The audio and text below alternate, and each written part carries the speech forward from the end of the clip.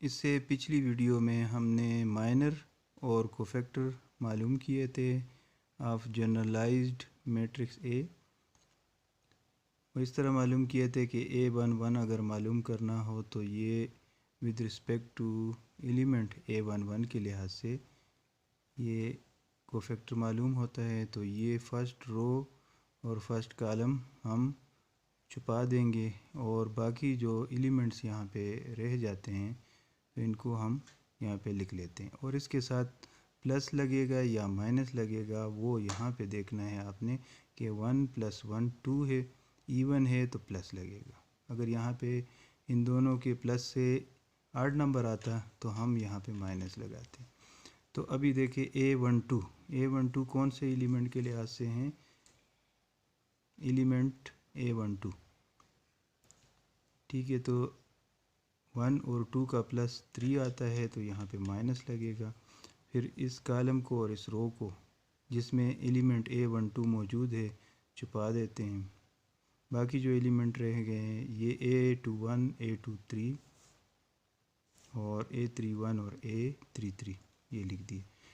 फिर A13 इस element के लिहाज से और इसका कॉलम इसका रो छुपा देते हैं।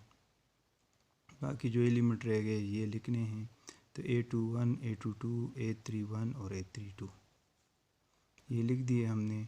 अब इसके साथ प्लस आएगा या माइनस, तो 1 और 3 का प्लस 4 आता है, इवन नंबर है तो यहाँ पे प्लस लगेगा।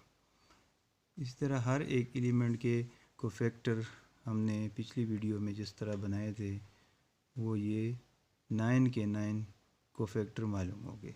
यानी ये माइनस के अलावा जो बाकी ये डिटर्मिनेंट है इसको माइनर कहते हैं। इसके साथ जब ये साइन या प्लस या माइनस लग जाता है तो फिर ये कोफैक्टर बन जाते हैं। अब इसका फ़ायदा क्या है, इसके ज़रिए हम एक तो डिटर्मिनेंट निकाल सकते हैं और दूसरा एडजॉइंट ऑफ मैट्रिक्स इसके ज़रिए हम बना सकते हैं।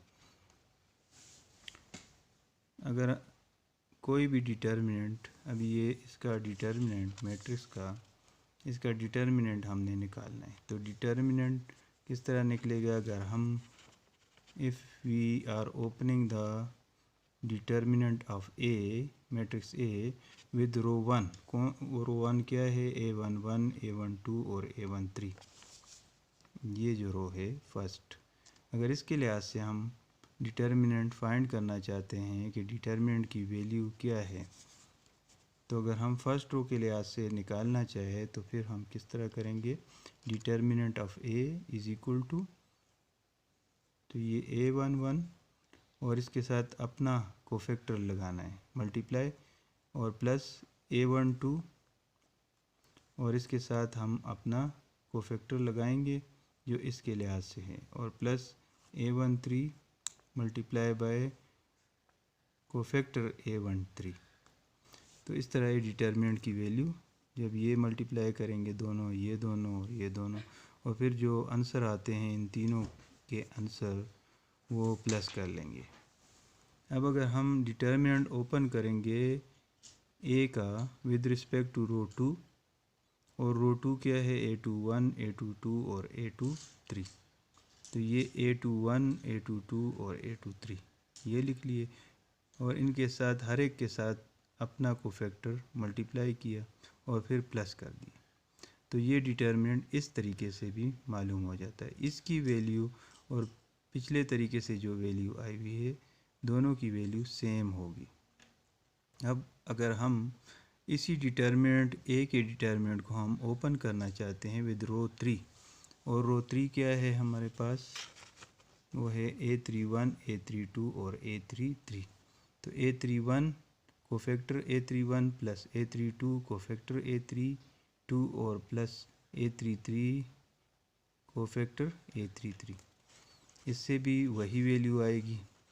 अब अगर हम इसी मैट्रिक्स के डिटर्मिनेंट को ओपन करना चाहे with respect to some column, तो अगर फर्स्ट कॉलम के लिहाज से जो कि ये है A11 A21 और A31, ये देखिए ये फर्स्ट कॉलम है। अगर इसके लिहाज से हम डिटर्मिनेंट फाइंड करना चाहे तो किस तरह फाइंड करेंगे? A11, A21 और A31। तो A11 cofactor A11 plus A21 cofactor A21 plus A31 cofactor A31। तो इस तरह भी डिटर्मिनेंट ऑफ A फाइंड हो जाता है। और फिर अगर हम कॉलम 2 जो कि है A12, A22 और A32, इसके लिहाज से डिटर्मिनेंट ऑफ A फाइंड करना चाहते हैं तो वो किस तरह फाइंड करेंगे? तो A12 cofactor A12 plus A22 cofactor A22 plus A32 cofactor A32 cofactor A32। तो डिटर्मिनेंट की वैल्यू निकालने का ये फिफ्थ मेथड।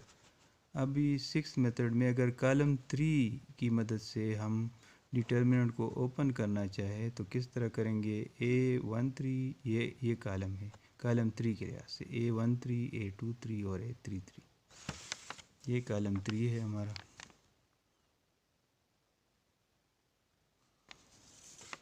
इसके लिहाज से किस तरह फाइंड करेंगे? Determinant A is equal to A13 cofactor A13 plus A23 cofactor A23 plus A33 और इसका कोफैक्टर A33। इन दोनों के मल्टीप्लिकेशन और इन दोनों के मल्टीप्लिकेशन और इन दोनों के मल्टीप्लिकेशन से जो आंसर आते हैं तो इन तीनों आंसरों को प्लस करना है। तो डिटर्मिनेंट ऑफ A का सिक्स्थ मेथड भी हमने कर लिया। तो इनमें से ज़रूरी नहीं सारे 6 के 6 हमने नहीं करने हैं, हमने किसी एक मेथड को यूज़ करना है। मसलन हम यूज़ कर रहे हैं विद रिस्पेक्ट टू रो 1, क्योंकि इन 6 के 6 मेथड से एक ही आंसर आएगा। तो अगर इस तरीके से हम करेंगे तो हमें सारे कोफैक्टर नहीं चाहिए। अगर इस मेथड से करेंगे तो हमें सिर्फ ये कोफैक्टर चाहिए A11, A12 और A13। और अगर इस मेथड से करेंगे तो हमें ये कोफैक्टर चाहिए A21, A22 और A23। इसी तरह इस मेथड से तो ये कोफैक्टर चाहिए। तो 3 कोफैक्टर हमें हमारे लिए डिटर्मिनेंट निकालने के लिए इनफ है। अब इस पे हम आगे जाके नेक्स्ट वीडियो में हम एग्जाम्पल करेंगे और ये प्रैक्टिकली करेंगे ताकि पता चल जाए कि किस तरीके से हमने डिटर्मिनेंट निकालना है। Thank you.